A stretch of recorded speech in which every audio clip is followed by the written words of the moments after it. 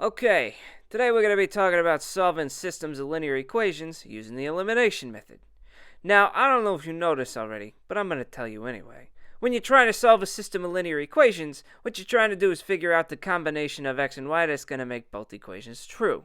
And we're going to accomplish this by manipulating both of our equations so that we only have to work with one variable at a time. Now, when we're doing the elimination method, the way that this works out is you multiply one or both of your equations by some value to make sure that your variables, like x or y, have the same values but differing signs from each equation. So like in the examples in a second, we're going to see that we need one thing to be positive 12 and the other to be negative 12. And if that don't make sense, just wait to the example, alright? Then you're going to add straight down and solve for your variable. And then you're going to take that solution and plug it into either one of your original equations and solve for the remaining variable. Now, if that sounds like a lot of work, I understand where you're coming from. But wait till you see the examples before you just give up. Okay? Let's do it. So our first example here has us trying to solve the system negative 2x plus 3y equals 11 and 6x plus 8y equals 1. Now remember, we're trying to figure out the combination of x and y that's going to make this first equation equal 11 and this bottom one equal 1 at the same time. Alright? We're going to do this by multiplying one or both of our equations so that one of our variables has the same value in each equation but opposite signs.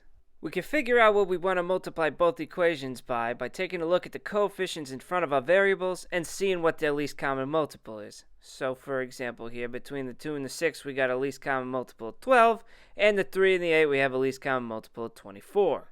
Now, we could work with either one of these and be totally fine, alright? I want to get that out of the way right now. But there's some things that we can consider and do in order to make our lives a little bit easier on the back end.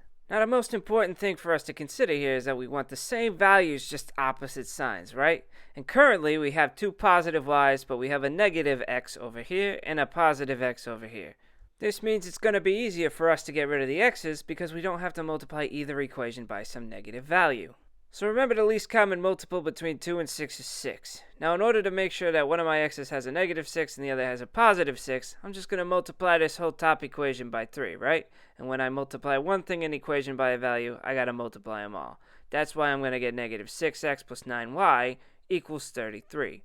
Now, I didn't change my bottom equation, so that's going to stay the same. 6x plus 8y equals 1. Okay, now that I got my same values opposite signs, I can add straight down. The x's are eliminated. 9 and 8 is 17, 33 and 1 is 34.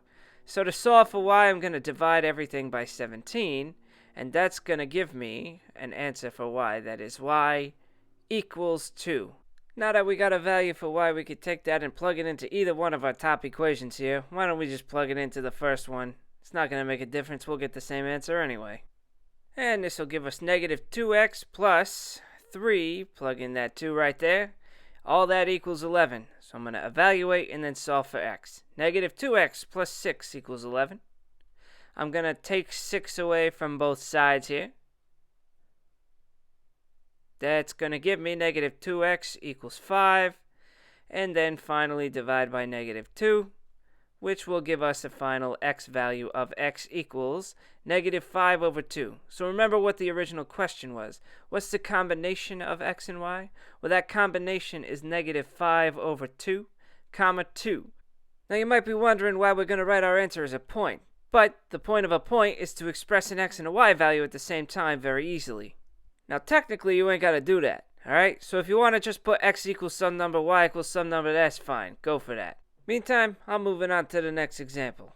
Alright, this time we got 3x plus 4 equals 13, 2x minus 6y equals 0. Once again, we're looking for the combination of x and y that's going to make this first equation 13, and this second equation equals 0. Now remember, I got to multiply one of both of my equations so that one of my variables has the same value but opposite signs.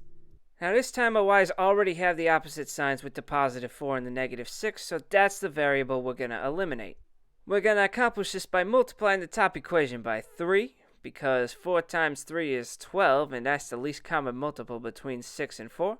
And the bottom equation here by 2. Remember, we're multiplying everything in each equation by these values.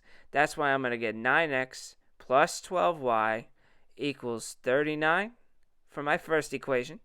And then I'm going to get 4x minus 12y equals 0 for my bottom equation. Now I can add straight down. 9 and 4, that's 13, The 12s cancel and the y's are eliminated. And 39 and 0 is 39. Now to get x by itself, all I got to do is divide everything by 13. And that's going to give me a really nice value here of x is equal to 3. And once again, we're going to take this value here and plug it into either one of our top equations. We're going to plug it into the first one because why not? But if you wanted to, you could plug it into the bottom equation and get the same thing. Here we have 3 times 3 plus 4y. That equals 13. Now we're going to evaluate and solve. 9 plus 4y is equal to 13. Subtract your 9 from both sides.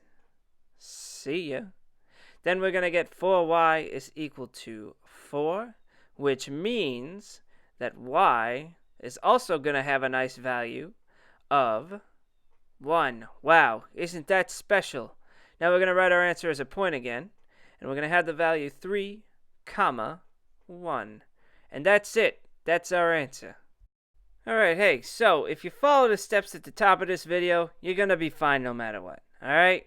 And if you got to watch the video again, watch the video again. And now, I'm out of here. Later.